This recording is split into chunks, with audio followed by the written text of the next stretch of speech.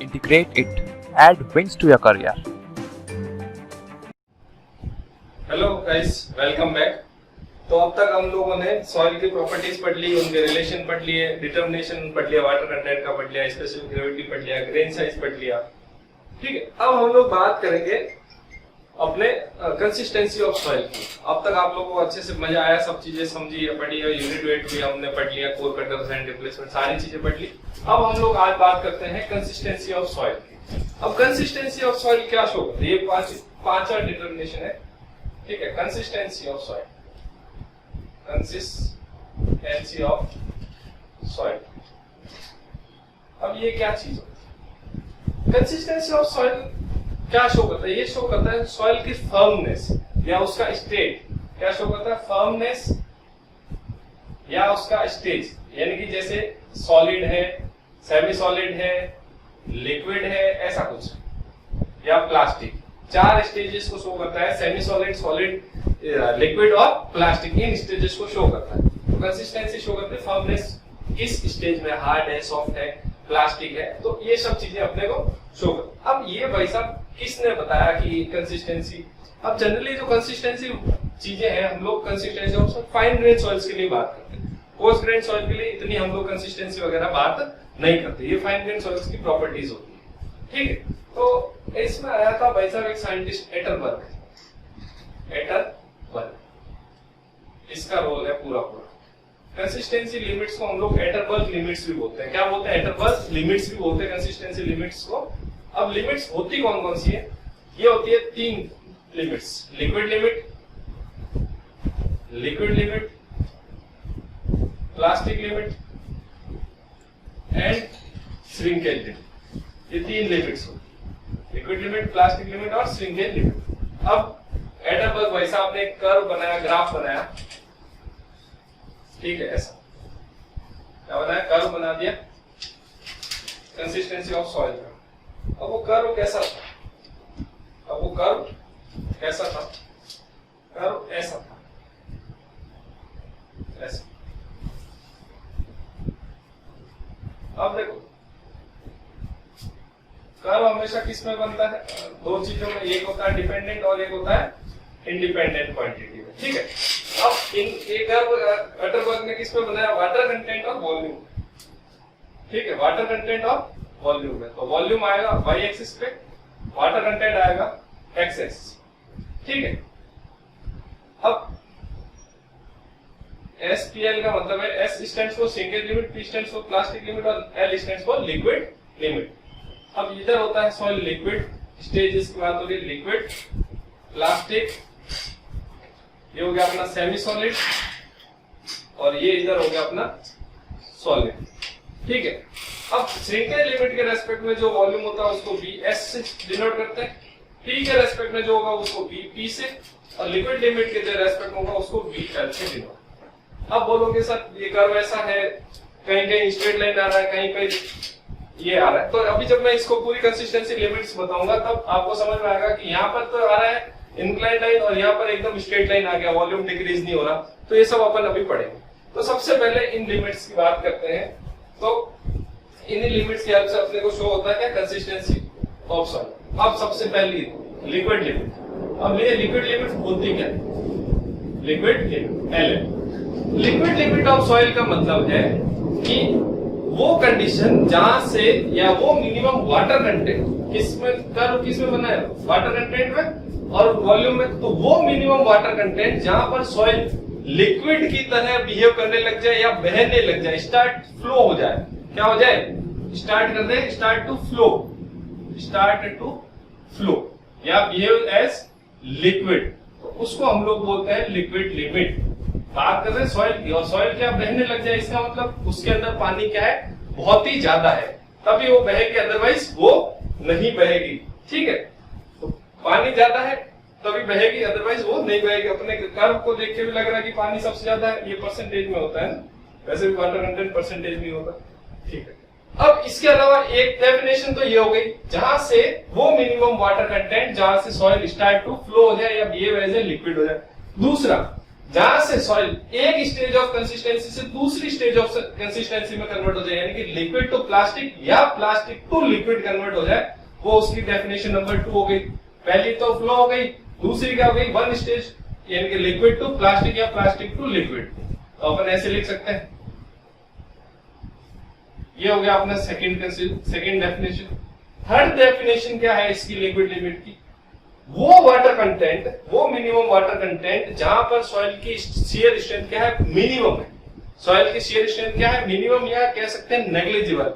Minimum shear strength क्या हो गया, मिनिमम शियर स्ट्रेंथ वो होती है 2.7 किलो न्यूटन पर मीटर स्क्वायर। 2.7 किलो न्यूटन पर मीटर स्क्वायर, इतनी कम शियर स्ट्रेंथ होती है लिक्विड लिमिट में, है ना। इसको जस्ट मेजर ही कर पाते हैं, स्केल में इतना ही कर पाते हैं ना।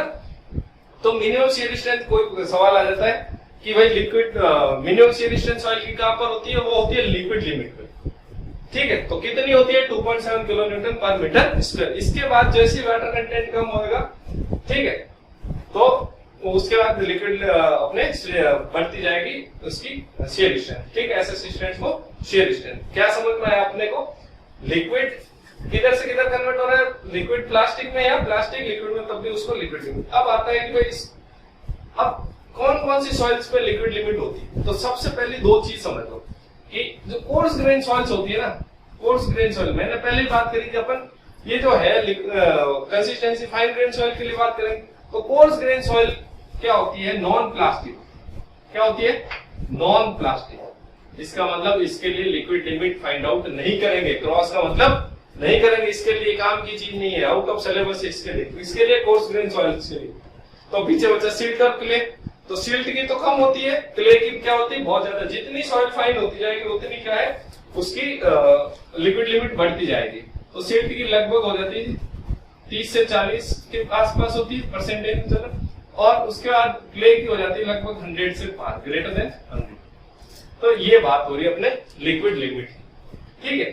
अब फाइंड आउट कैसे करेंगे इसका डिटर्मिनेशन। डिटर्मिनेशन के लिए अपने एक साइंटिस्ट आए, कैसे ग्रांडे। डिटर्मिनेशन,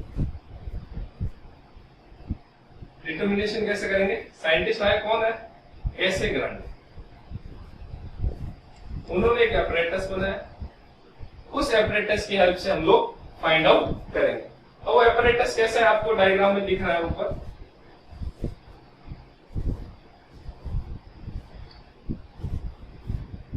फिर भी मैं इधर वापस बनाने की कोशिश करता हूं, ठीक है।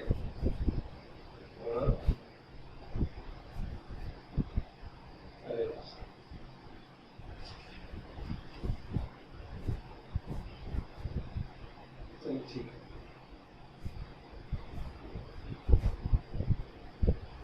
ये ऐसा एपरेटस होता है, बाउल है, देखो आपको देख ही रहा है डायग्राम। ये बाउल है, इसके हैंडल लगाओ, ठीक है। यहाँ पर नीचे क्या है, रबर बेस है। यहाँ पर नीचे क्या है, रबर बेस। यहाँ पर ये किसका है, रबर बेस, फिक्स। अब ये गैप कितना होता है, 1 सेंटीमीटर। ये जो गैप है वो कितना है, 1 सेंटीमीटर। कभी ये टच होगा, कभी गैप हो। ये जो हैंडल दिख रहा है, इस हैंडल को पकड़ के ऐसे घुमाते हैं, इसको क्या पकड़ के घुमाते हैं। तो एक बार ये 1 सेंटीमीटर ऊपर उठेगा, फिर नीचे गिरेगा, फिर 1 सेंटीमीटर ऊपर उठेगा, फिर नीचे गिरेगा, फिर 1 सेंटीमीटर ऊपर उठेगा, फिर नीचे गिरेगा, ऐसे होता है। तो जब ऐसा 25 बार हो जाए तो इसको बोलते हैं नंबर ऑफ ब्लोस। कितना, 25 नंबर ऑफ ब्लोस। तब 25 नंबर ऑफ ब्लोस, तब उसकी लिक्विड लिमिट निकलती है। अब वो कैसे निकलती है ये मैं बताता हूं आपको। इधर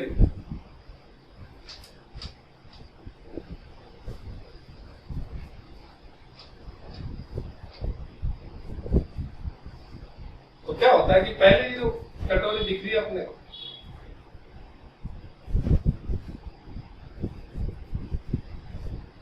ये जो कटोरी है, इस कटोरी में हम लोग क्या करते हैं, कैसे ग्राइंडेड टूल होता है, ठीक है। जो आपको जो छोटा सा स्पैचुला टाइप, चम्मच टाइप दिख रहा है, वो क्या अपना कैसे ग्राइंडेड टूल है, ठीक है। अब क्या होता है, उससे हम लोग कटिंग करते हैं, उससे हम लोग क्या करते हैं, बीच में कटिंग करते हैं। अब उस कटिंग करने से क्या होता है कि ये सॉइल जो है, पहले क्या होती है कि पहले सॉइल ऐसी होती है, जब भर देते हैं तब ऐसी होती है। उसके बाद हमने उस टूल से क्या करा, कटिंग कर दिया, तो कटिंग करने से सॉइल के बीच में ये जगह बन गई, कटिंग करने से सॉइल के बीच में यहाँ जगह बन गई। अब ये जगह बन गई तो अब ये जगह जो है नीचे से कितनी, ½ इंच नीचे से कितनी है, ठीक है। ये टूल जैसा है, जो टूल का डायमेंशन है उतनी ही नीचे से। फिर हम लोग जब इसको ऐसे रोटेट कराते हैं तो जैसे जैसे नीचे गिरता है, जब जब ये नीचे टच होएगा तब तब क्या होगा, वाइब्रेशन होगा, हल्का सा, हल्का वाइब्रेशन होने से सॉइल क्या बहने लगेगी, नीचे आने लगेगी। तो नीचे आके कैसा शेप बनेगा, अब नया ये ऐसा कुछ बनेगा, ऐसा शेप बनेगा। जब ऐसा शेप बन जाता है ½ इंच के करीब, अब ये जो है ऊपर से यहां से अगर मेजर करेंगे तो इधर दोनों के बीच में ½ इंच, ½ इंच का जब गैप रह जाए, अभी तो क्या है ज्यादा है 1 इंच के करीब, सॉरी ½ इंच तो ये टोटल है, ½ इंच की टोटल है, ठीक। इतना गैप होता है शुरुआत। फिर बाद में क्या होता है, ऐसा शेप बन जाता है। जब ऐसा शेप बन जाएगा, बह के आ जाएगी सॉइल, तब हम लोग उसको क्या बोलेंगे कि अब इसकी लिक्विड लिमिट। तो इस टाइम में जो उसके नंबर ऑफ ब्लोज होंगे, चाहे वो 10 से लेके 40 के बीच में आते हैं जनरली, ठीक है, 10 से लेके 50 के बीच में, पर हम लोग लेंगे जो लिक्विड लिमिट निकालेंगे वो 25 नंबर ऑफ ब्लोज के रेस्पेक्ट में निकालेंगे। उसको क्या करेंगे, उसको हैंडल से रोटेट कराते रहेंगे। तो क्या होगा, जनरली 4 ऑब्जर्वेशन लेते हैं। 2 बार तो क्या होता है 25 से कम आती है अपने रीडिंग, 25 नंबर ऑफ ब्लोज से कम आएगा, 2 बार क्या आएगा, ज्यादा।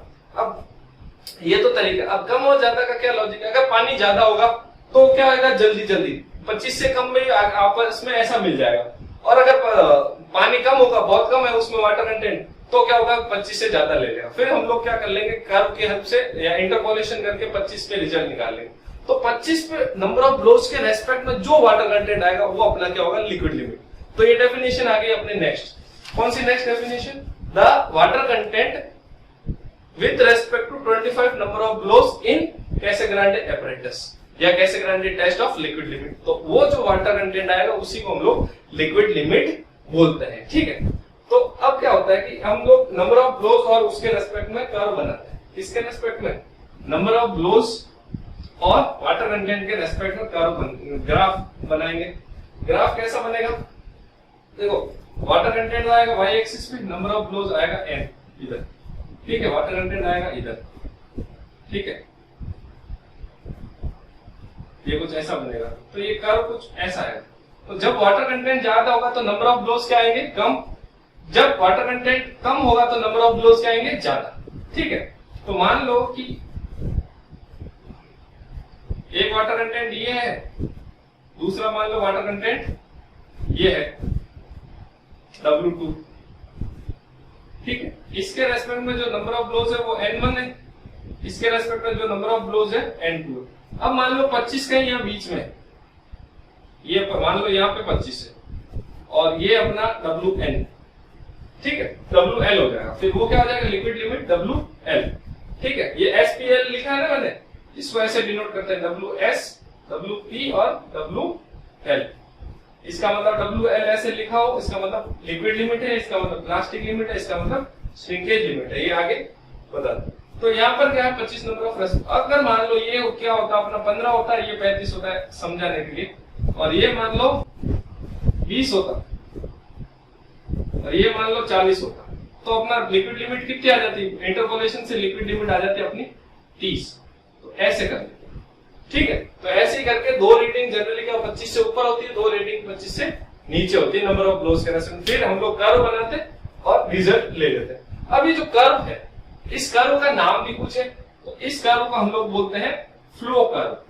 भाई बात चली पहले की, तो कर्व भी आएगा क्या, फ्लो कर्व। अब इस कर्व का जो स्लोप है, यानी ये जो लाइन है, ये जो लाइन है, इस लाइन का स्लोप हमें क्या शो करेगा, फ्लो इंडेक्स।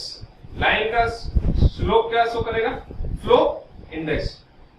तो सवाल आ जाता है फिर ऑब्जेक्टिव क्या, कि फ्लो कर्व हमें क्या शो करता है, फ्लो कर्व हमें फ्लो इंडेक्स बताता है।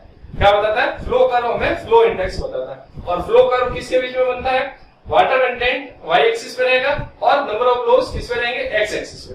अभी बन तो क्या, इसको फ्लो इंडेक्स को रिप्रेजेंट करते हैं IF से, ठीक है भाई। अब किसी भी लाइन का स्लोप क्या होता है, tan थीटा। tan थीटा क्या होता है, P by B, यानी कि परपेंडिकुलर अपॉन बेस। परपेंडिकुलर क्या आ जाएगा ये, तो यानी कि W1 माइनस W2, ठीक है। अब देखो ध्यान रखने वाली बात क्या है, ये भी सेमी लॉग कर्व होता है, ये भी क्या होता है, semi log curve, log n, ठीक है। तो नीचे क्या आ जाएगा, ये आ गया y एक्सिस इधर आ गया परपेंडिकुलर। अब यहाँ पे क्या आ जाएगा, ये log ऑफ हिसाब से तो क्या आना चाहिए n1 माइनस n2, लेकिन क्या आ जाएगा log of n2 minus log of n1। ठीक है, ये अपना आ जाएगा फ्लो इंडेक्स। फ्लो इंडेक्स कहां से बनता है, फ्लो कर्व का जो स्लोप होता है उसको शो करता है, उसको क्या बोलते हैं, फ्लो इंडेक्स।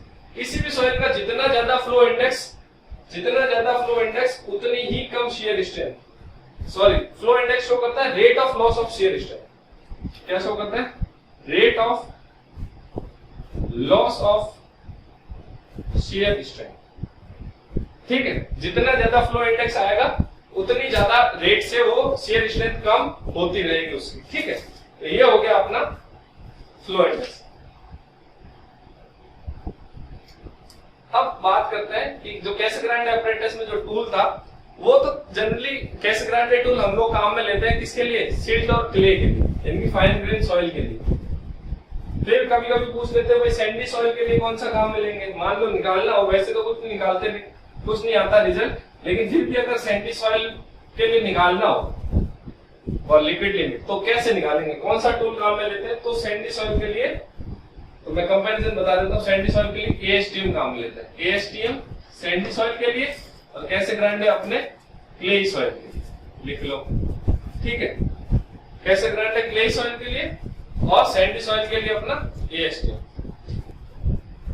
ठीक है, तो बात कर रहे थे अपन लिख के, तो देखो जैसे एक तो बॉटम विड्थ हो गया, बॉटम विड्थ, टॉप विड्थ और हाइट। देखो इनके इंस्ट्रूमेंट में इन तीनों चीजों का अलग अलग है, बाकी तो शेप एक जैसा है, लेकिन फर्क क्या है इनका आ जाएगा कटिंग टूल का। जो कटिंग टूल है उसका बॉटम विड्थ अलग है, टॉप विड्थ अलग है, हाइट अलग अलग है। ठीक है, तो बॉटम विड्थ तो दोनों की ही 2 mm है, सब mm में है यहाँ पर। ठीक है, दोनों की क्या है 2 mm बॉटम। टॉप विड्थ है 8, टॉप विड्थ है 11 और 13.5, 11 mm और 13.5, और हाइट है 8 और 10। तो एएसटीएम जो टूल है वो क्या है, टॉप विड्थ से और हाइट से क्या है थोड़ा ज्यादा बड़ा, यानी कि इसमें जो कट होगा, ग्रूव जो कट होगा वो थोड़ा ज्यादा बड़ा होगा इससे कंपेयर में। तो ये लेस प्लास्टिक सॉइल के लिए भी, तो लेस प्लास्टिक सॉइल क्या होती है, अपनी जो सैंड वगैरह होती है लेस प्लास्टिक है, नो प्लास्टिक होती है, तो इनके लिए ये एएसटीएम टूल, बाकी क्ले सॉइल के लिए अपने कैसेग्रांडे टूल। अपने देखो ऑब्जेक्टिव में इतना ही आना है, ज्यादा कोई डिटेल में आना है, तो उस हिसाब से इतना सही है। ठीक है, अब हम लोग आगे बात करते हैं। हमने फ्लो इंडेक्स हो गया, सही हो गया, फ्लो कर्व हो गया। अब लिक्विड लिमिट निकालने के 1-2 एम्पिरिकल मेथड्स। क्या है एम्पिरिकल मेथड्स?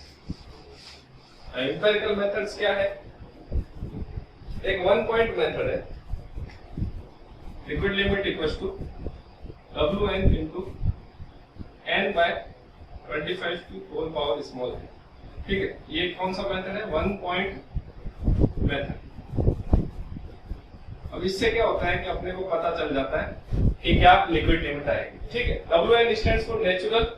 ठीक है, देखो लिख देता हूं मैं, Wn से क्या, natural water content, natural water content, और अपना कैपिटल N वही नंबर ऑफ ब्लोज। क्या इसमें एक रीडिंग से ही अपन, अभी तो क्या अपने पास 4 रीडिंग आ रही थी उसमें, लेकिन यहाँ पर एक रीडिंग से ही काम हो जाएगा। ठीक है, तो इन वैल्यू से अपने को निकलेगा। अगर स्मॉल n की वैल्यू, देखो अगर वाटर कंटेंट जो है इसमें 2 कंडीशन है, एक तो 50% से कम और एक वाटर कंटेंट क्या आएगा 50% से ज्यादा, तब इन दोनों n की वैल्यू, छोटे वाले n और बड़े वाले n की वैल्यू दोनों चेंज आ जाएगी। ठीक है, तो अब क्या है कि अगर,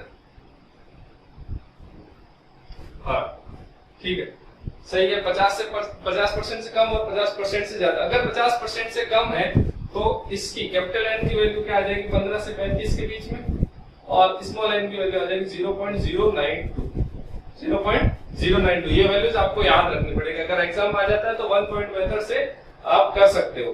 ठीक है, अगर ग्रेटर देन 50% है तो कैपिटल N की वैल्यू आ जाएगी आपके 10 से 30, ठीक है 10 से 40, और स्मॉल n की वैल्यू आ जाएगी आपके 0.12। ये वैल्यूज आपको सारी की सारी याद करनी है, ठीक है। देखो वैसे तो मैंने लिखा है 10 से 40, लेकिन जनरली जो वैल्यू आती है ना वो 20 से 30 के बीच में आती है, ठीक है। मेन इंच पे डिपेंड है, आपको वाटर कंटेंट लेस देन 50% दे रखा नेचुरल वाटर कंटेंट, तो ये वाली वैल्यूज आएंगे। स्मॉल n की वैल्यू आपकी फिक्स काम मिलेगी, और अगर ग्रेटर देन 50% तो स्मॉल n की वैल्यू ये फिक्स है। बाकी ये तो जो क्वेश्चन में गिवन होगा वही लेनी है, ठीक है। इसको बोलते हैं 1 पॉइंट मेथड, इससे भी निकाल सकते हैं। एक होता है अपने कोन पेनिट्रोमीटर टेस्ट, ठीक है। क्या होता है कोन पेनिट्रोमीटर टेस्ट? आपको डायग्राम दिख रहा है, ऊपर फोटो दिख रहा है, तो इस फोटो के हिसाब से आपको कोन पेनिट्रोमीटर, अब ये जो कोन पेनिट्रोमीटर के जो नीचे कोन है ये ऐसा वाला, तो ये जो एंगल है उसका 31 डिग्री है, और वेट जो है कोन का 80 ग्राम। ये चीजें भी ध्यान रखनी, कितना है 31 डिग्री और 80 ग्राम। अब इसमें जिसमें हम लोग सैंपल बनाते हैं वो क्या होता है 5 सेंटीमीटर डाया का होता है। ये जो सैंपलर है नीचे 5 सेंटीमीटर हाइट है और 5 सेंटीमीटर ही इसकी डाया, 5 सेंटीमीटर हाइट और 5 ही क्या है डाया, ठीक है। तो ये अब क्या कर रहा था, ये जो कोन होता है कोन को इसके अंदर या लेवल पे लाके ब्रिम पे लाके इसको छोड़ देते हैं ऐसे कोन को। अब इसके बाद वो क्या होता है अंदर पेनिट्रेट करता है। अब कितना पेनिट्रेट करेगा, कैसे पेनिट्रेट करेगा उसके हिसाब से, ठीक है। अब ये विदिन 5 सेकेंड 5 सेकेंड तक इसको पेनिट्रेट करवाते हैं। इतना 5 सेकेंड 5 सेकेंड तक पेनिट्रेट कराएंगे, उसके बाद जो रिजल्ट आएगा वो तो WX प्लस 0.01 WX प्लस 25, ठीक है, sorry WL plus 15 into 25 minus x क्या है इसकी सैंपलिंग डेप्थ, x ये जितना अंदर पेनिट्रेट करेगा, पेनिट्रेशन डेप्थ हो जाएगा अपना x, ठीक है। और ये जो अपना WX है वो क्या इसका वाटर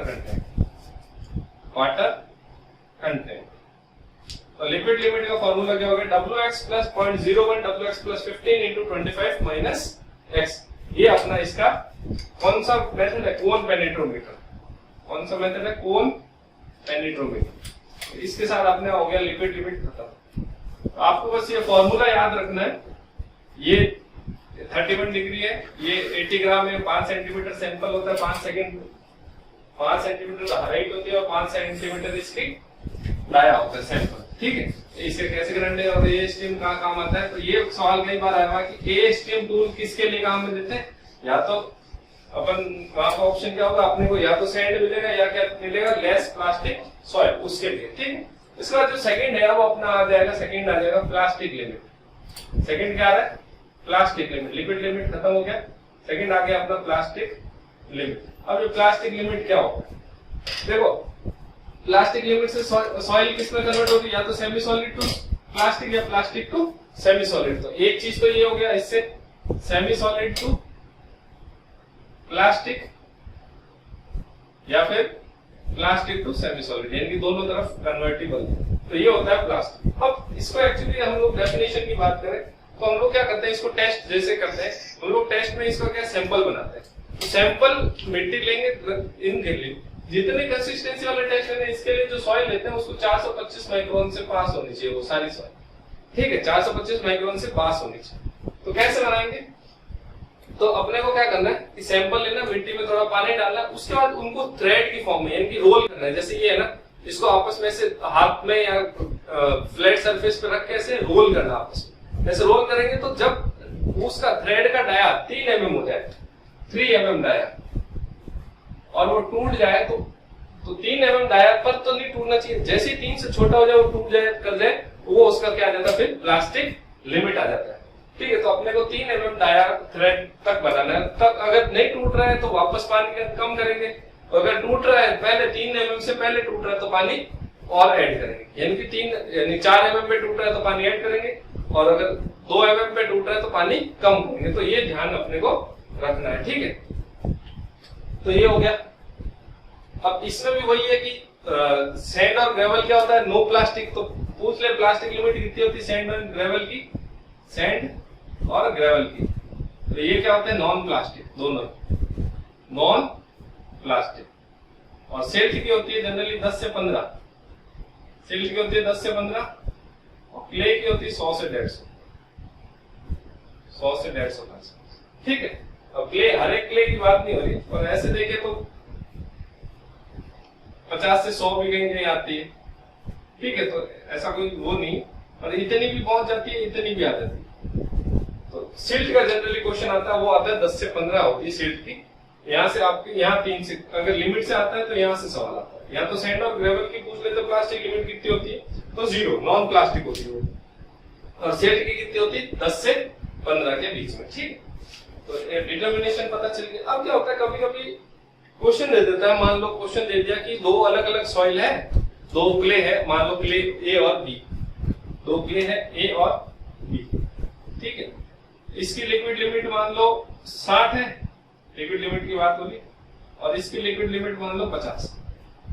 ठीक है, और इसकी प्लास्टिक लिमिट मान लो 40 है, इसकी प्लास्टिक लिमिट मान लो 30 है। ठीक है, अब अगर मैंने इनके अंदर कुछ नॉन प्लास्टिक सॉइल मिला है, अब इनके अंदर मैं अगर नॉन प्लास्टिक सॉइल मिला होगा, तो जो लिक्विड लिमिट में जो चेंज आएगा वो क्या आएगा, ज्यादा आएगा कि कम आएगा।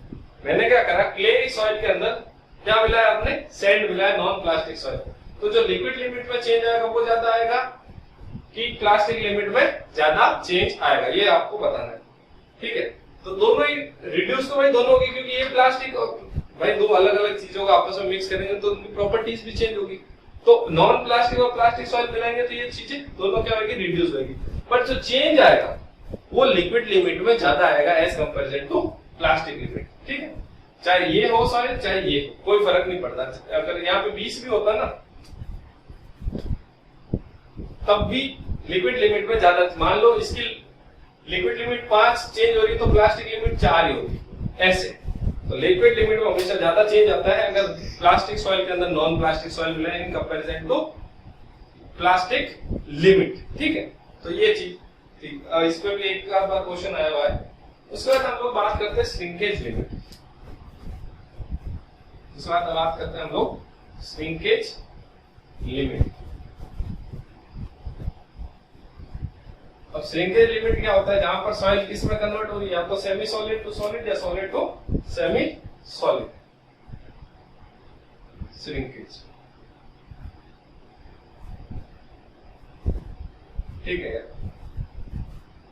सॉलिड टू सेमी सॉलिड या सेमी सॉलिड टू सॉलिड। अब ये चीज क्या है, इसकी एक डेफिनेशन और है। क्या डेफिनेशन आएगी, मिनिमम से या मैक्सिमम से? इसमें आएगी मैक्सिमम।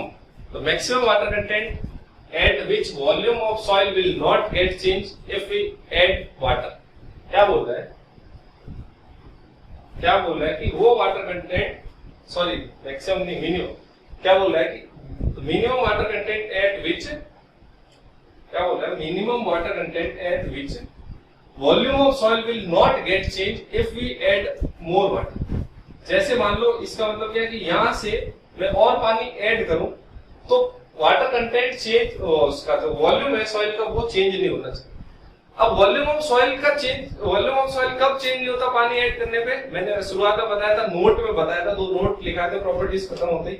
मैंने बोला था अगर सॉइल पार्शियली सैचुरेटेड है, क्या है, पार्शियली सैचुरेटेड है, तो अगर मैं वाटर ऐड करूंगा, वाटर ऐड करा तो नो चेंज इन वॉल्यूम लिखा था, मैंने बताया था पहले आपको।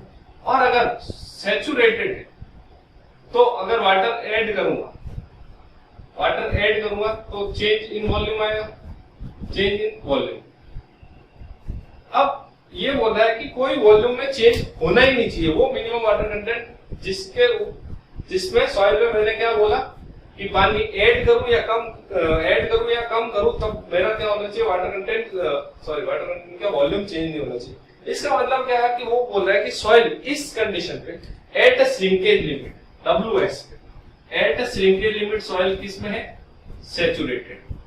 Eight shrinkage limit soil is saturated. ठीक है, यानी कि डिग्री ऑफ सैचुरेशन S = 1 है। कहां पे, इस कंडीशन पे, जब सॉइल क्या है, श्रिंकेज लिमिट में WS पे।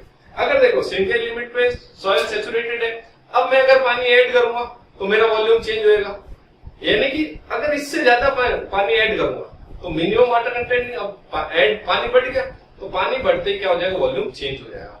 ठीक है, तो मिनिमम वाटर कंटेंट, उसके बाद अगर मैं पानी कितना ही कम करूं तब भी मेरा कम नहीं होगा। इस मतलब इससे पार्शियली सैचुरेटेड हो गया, पार्शियली सैचुरेटेड हुआ, मैं पानी कम करूंगा तब मेरा क्या होगा, वॉल्यूम रिड्यूस नहीं होगा। क्यों? क्योंकि अब पानी की जगह कौन ले लेगा, हवा। यानी कि अपन ने बात करी थी वॉल्यूम ऑफ वॉइड क्या होता है, volume of void is equal to volume of air plus volume of water. तो अगर मैं इसको रिड्यूस करूं तो क्या हो जाएगा, ये इंक्रीज हो जाएगा, लेकिन टोटल वॉल्यूम ऑफ वॉइड क्या रहेगा, सेम। क्यों? क्योंकि सॉइल क्या है, पार्शियली सैचुरेटेड। ठीक है, लेकिन एक बार volume of void equal to total volume of void equal to volume of water हो गया। अब इसके बाद में अगर पानी ऐड करूं, ऐड वाटर करूंगा तो क्या होगा, वॉल्यूम ऑफ वॉइड बढ़ जाएगा।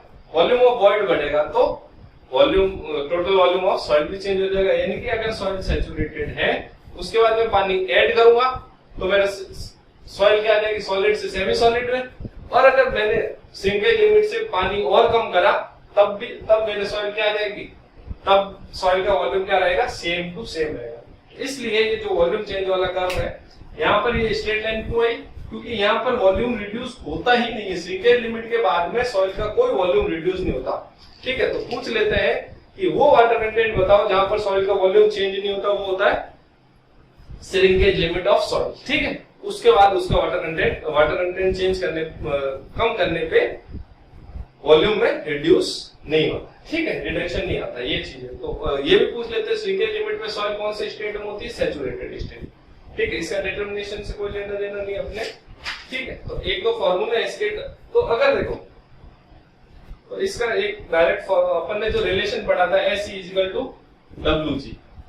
अगर W इक्वल टू WS है, इनकी वाटर कंटेंट श्रिंकेज लिमिट के बराबर है, तो क्या हो जाएगा, S इक्वल टू 1 हो जाएगा। तो मेरा क्या आ जाएगा, W इक्वल टू WS हो गया, WS equal to E by G। तो एक तो ये फॉर्मूला हो गया श्रिंकेज लिमिट का। कैसा आया कि भाई देखो अपन ने फॉर्मूला पढ़ा था, रिलेशन पढ़ा था, सहवाग वाला रिलेशन। ठीक है, तो अगर सहवाग वाला रिलेशन है तो W वाटर कंटेंट क्या, मान लो मैंने रख दिया श्रिंकेज लिमिट वाला W की जगह WS रख दिया, तो मेरा S क्या हो जाएगा, 1। S की वैल्यू 1 हो गई तो वाटर श्रिंकेज लिमिट कितनी आ जाएगी, WS equal to E by G। तो ये पूछ लेते हैं कि श्रिंकेज लिमिट में वाटर कंटेंट कितना होता है, वो होता है E बाय G, यानी कि void ratio upon specific gravity. ये आपको ध्यान रखना है। इसके अलावा एक और फॉर्मूला होता है, वो होता है WS equal to 1 upon GD minus 1 by G। क्या होता है, WS इक्वल टू 1 अपॉन में GD माइनस 1 अपॉन में G।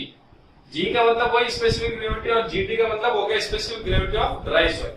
GD का मतलब हो गया specific gravity of dry soil. ठीक है, इसके बाद एक आगे अपने shrinkage ratio. Shrinkage ratio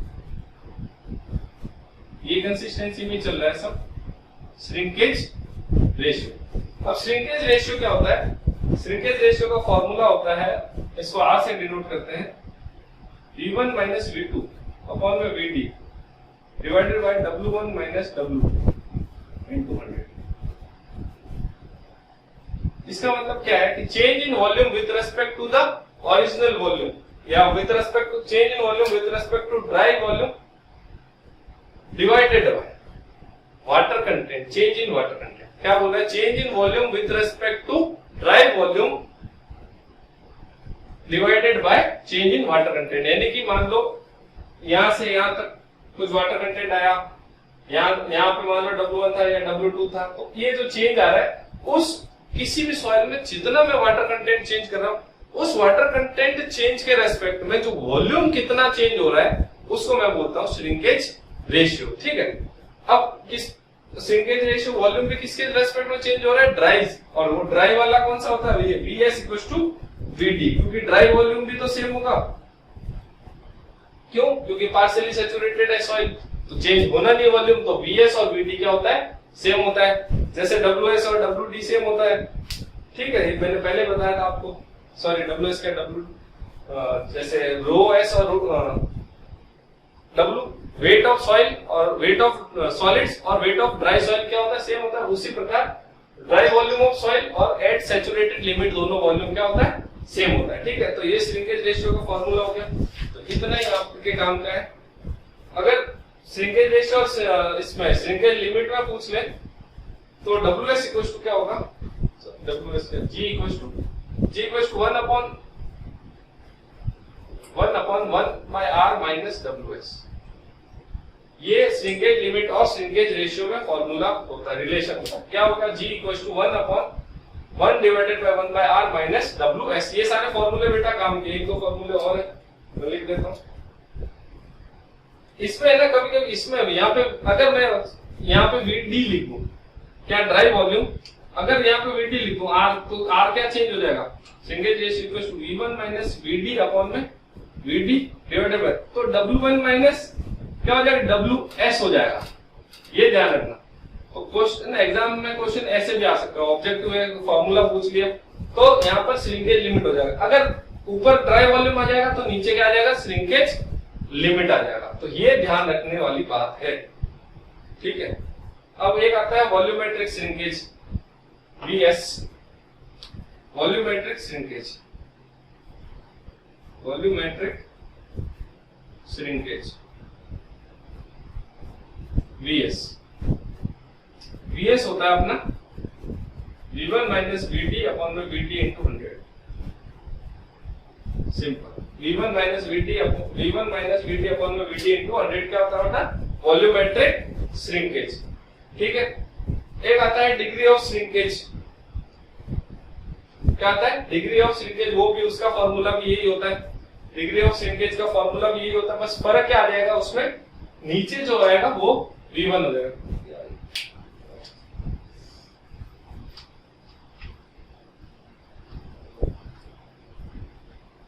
degree of shrinkage DOS, ये हो जाएगा V1 माइनस VD अपॉन में V1।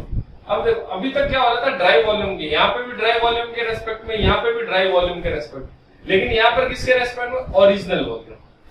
तो ये डिफरेंस है फॉर्मूला में। यहाँ पर वॉल्यूम क्या रहा, पहले जितना था, मान लो कि पहले कोई इस लिमिट में था, उसके बाद उसमें वाटर कंटेंट कम हुआ तो अब ये आ गया। तो अब इसी के रेस्पेक्ट में जो डिग्री ऑफ श्रिंकेज है, पहले वाले वॉल्यूम के रेस्पेक्ट में कितना वॉल्यूम डिक्रीज हो, वो आ गया डिग्री ऑफ श्रिंकेज। लेकिन अगर वॉल्यूमेट्रिक श्रिंकेज और श्रिंकेज रेशियो में बात करें तो डिवाइड किससे करेंगे, बाद में जो वॉल्यूम आएगा। ठीक है, डिग्री ऑफ श्रिंकेज है पहले वाला, लेकिन श्रिंकेज रेशियो और वॉल्यूमेट्रिक श्रिंकेज में जो बाद में वॉल्यूम आ रहा है उसके रेस्पेक्ट में निकालता है। ठीक है, तो ये आपको ध्यान रखना है। अब कभी कभी पूछ लेता है कि किसी भी सॉइल का मान लो वॉल्यूमेट्रिक श्रिंकेज ज्यादा है, इसका मतलब क्या है। अगर किसी सॉइल का वॉल्यूमेट्रिक श्रिंकेज हाई है, हाई VS है, तो सॉइल क्या, हाई कंप्रेसिबल। सॉइल क्या है, हाई कंप्रेसिबल, यानी कि उसका वॉल्यूम रिड्यूस क्या होगा, बहुत ज्यादा होगा। लेकिन अगर हाई डिग्री ऑफ श्रिंकेज है, हाई डिग्री ऑफ श्रिंकेज है तो लेस है कंप्रेसिबल, उल्टा है।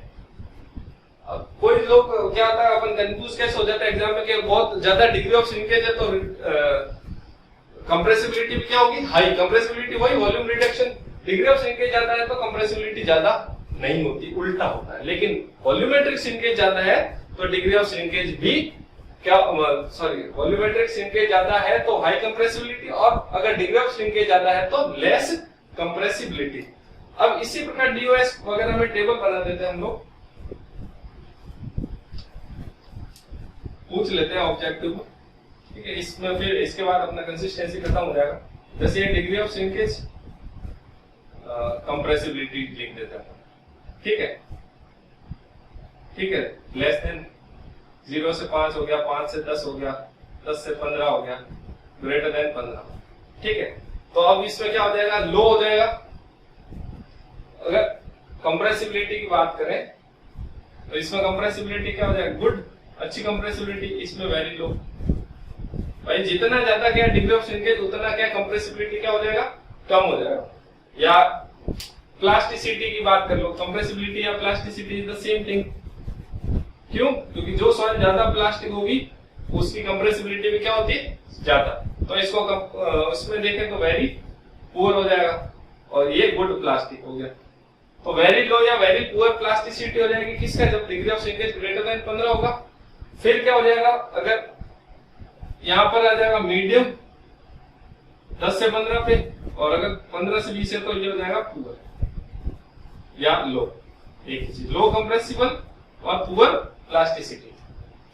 तो इससे अपने को ये एक बार इस पे आएगा कि अगर greater than degree of shrinkage greater than 15 है तो उसकी प्लास्टिसिटी कैसी है, तो वेरी पुअर प्लास्टिक है, इतना अच्छा प्लास्टिक नहीं। तो प्लास्टिसिटी ज्यादा होने का मतलब है डिग्री ऑफ श्रिंकेज कम होना, ठीक है। और वॉल्यूमेट्रिक श्रिंकेज हाई होगा, जिसका वॉल्यूमेट्रिक श्रिंकेज हाई प्लास्टिसिटी, ठीक है। कॉमन चीज ये है कि प्लास्टिसिटी और कंप्रेसिबिलिटी एक दूसरे के डायरेक्टली प्रोपोर्शनल है। यहाँ जनरली जो सॉइल हाई प्लास्टिक होती है वो हाई कंप्रेसिबल होती है, high compressible soils are always high plastic, ये एक ही चीज है, इनको सिनोनिम समझ सकते हैं, ठीक है। तो इसके साथ अपना कंसिस्टेंसी खत्म हो गया, कुछ 2-4 प्रॉपर्टी बचा है, उसके बाद हम लोग क्लासिफिकेशन वगैरह पढ़ेंगे। उसके बाद मैं सोच रहा हूँ क्लासिफिकेशन से पहले क्वेश्चन ले आए, नहीं तो फिर ज्यादा थ्योरी हो जाएगा। तो क्लासिफिकेशन से पहले हम लोग क्वेश्चन करेंगे अच्छे कुछ 40-50। तब तक के लिए thank you. Thank you for watching the video. Please like, share and subscribe the channel Integrated.